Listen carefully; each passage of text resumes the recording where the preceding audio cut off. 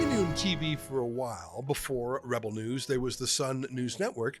And one of the fun things I did even before that was I was on a debate panel, sometimes on CTV, later on Global News, with a counterpart on the more progressive end of the spectrum. Stephen LeDrew was the party president of the Liberal Party of Canada. And back then, a scruffy right-winger like me was still allowed in polite company. So they let me go on TV, and it turned into a bit of a thing.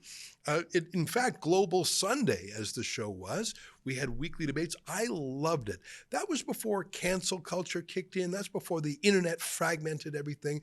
Those were the days. I was thinner and I had more hair. Well, what a delight to be joined by my sparring partner.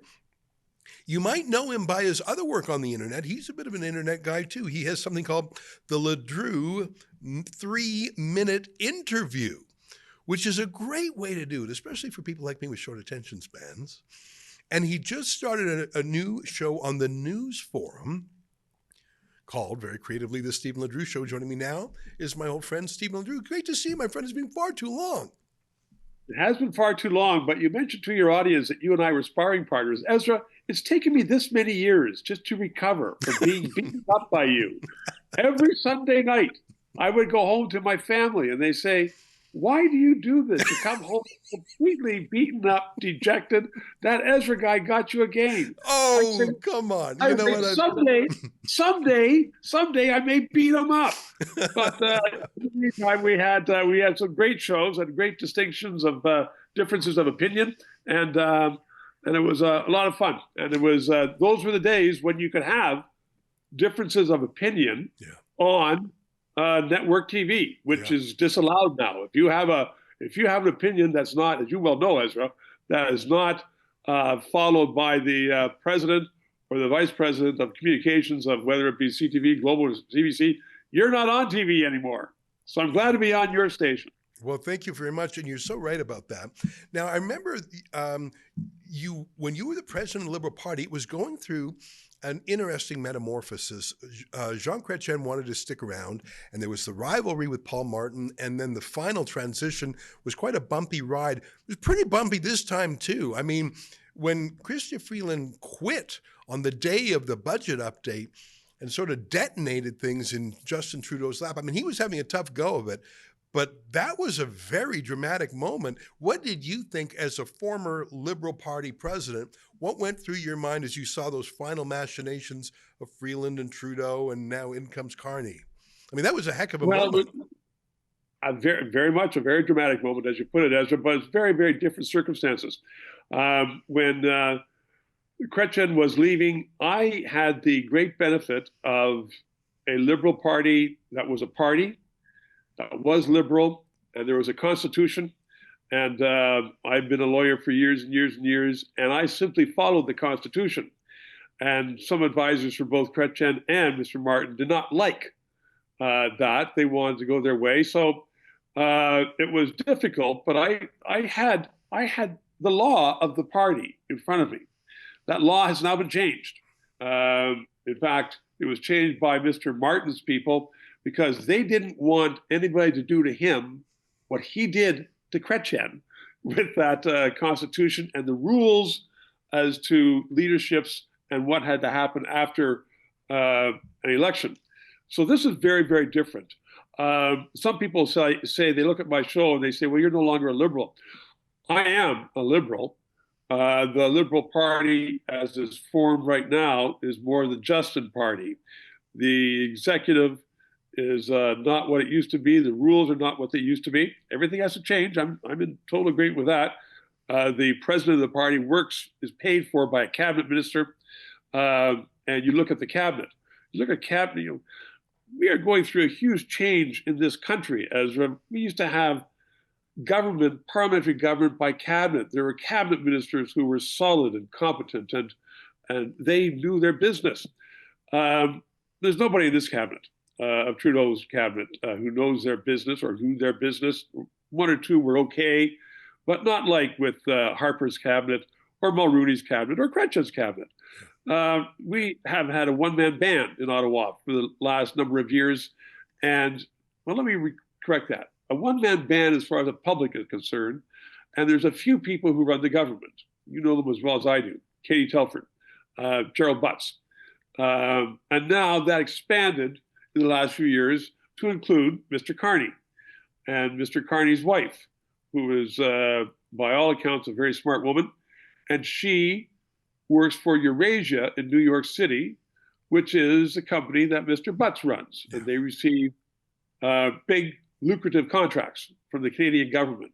So instead of having a broad-based party run by a 52-person executive with riding associations across the country, and quite frankly, sometimes those were riding associations and all those thousands of Liberals, card-carrying paid members of the party, were a pain in the butt to the government.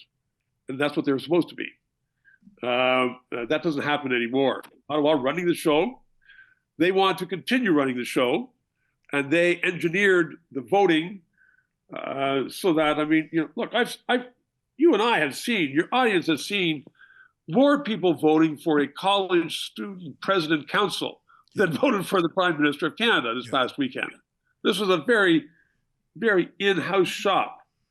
They've got their guy, and if he is if he's elected in a general election, we will have another government like we've had for the last 10 years, run by the same people. They have their views.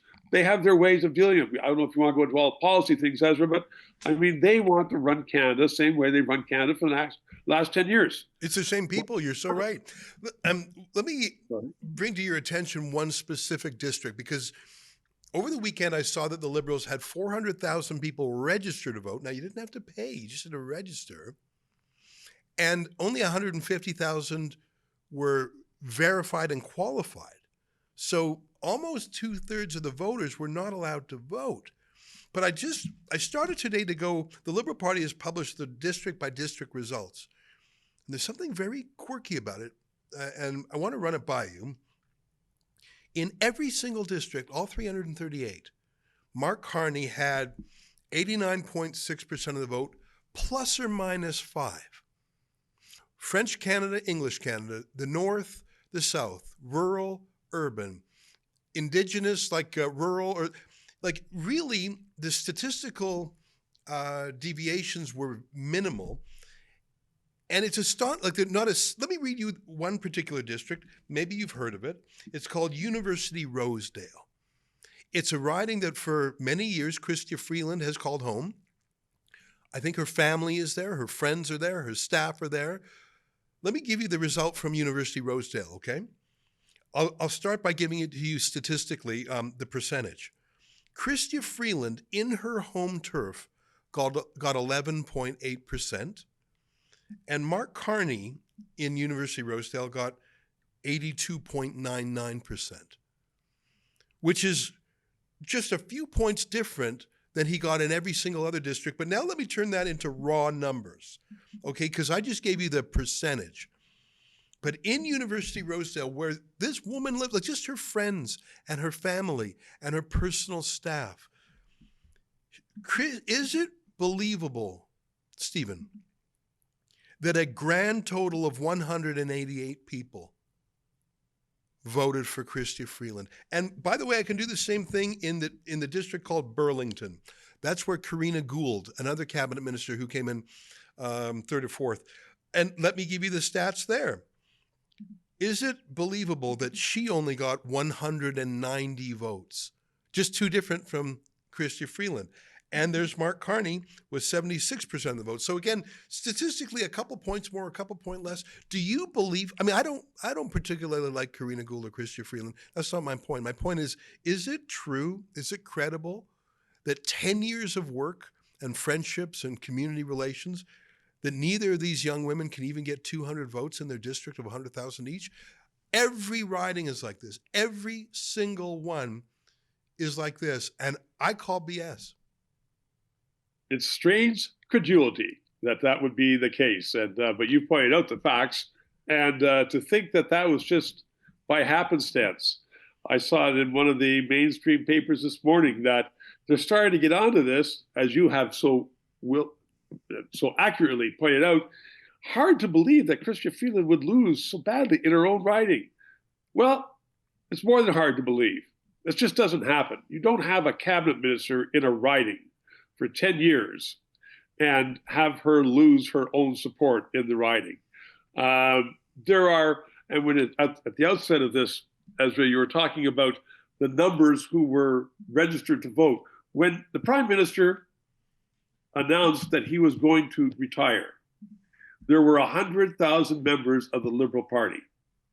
When they cut off, there were 400,000 members of the Liberal Party. So somebody had been out there doing some pretty fast work in 4 weeks, getting 300,000 members of the party. You don't have to sign anything. You don't have to pay.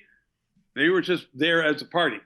And then there's problems as to whether, in fact, these were actual people, citizens, dogs or cats or hamsters, and how many were going to vote. Well, we know now the total of the vote, but we also know that there are people in Ottawa, Canada 2020, these wonderful think tanks that the Prime Minister Trudeau has fostered, has benefited from. And I don't know how they would do it. I'm not a computer expert, as your assistant just found out when we were trying to set up this Zoom call. But these were not people who came out and stuck a ballot in. And that there's some similarity across the country leaves a problem. But you know what? Listen, Ezra, he is going to be the Prime Minister, Mr. Carney is.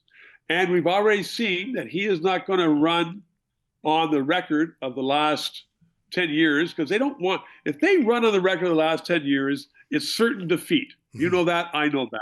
1984, John Turner, fresh person, he lost horribly because people didn't want that Liberal government. 1993, Kim Campbell, again, fresh face, new leadership. She lost horribly. They didn't want that Conservative government in the last few years. People, unless they have rocks in their head, Ezra, they don't want the same kind of Liberal government that has strangled Canada, that has tortured Canada economically, that has left Canada in its wake in the world. They don't want that same government. So this government right now, with Carney in there, Ezra, is saying, oh, the real big issue in the next election is going to be who can handle Trump.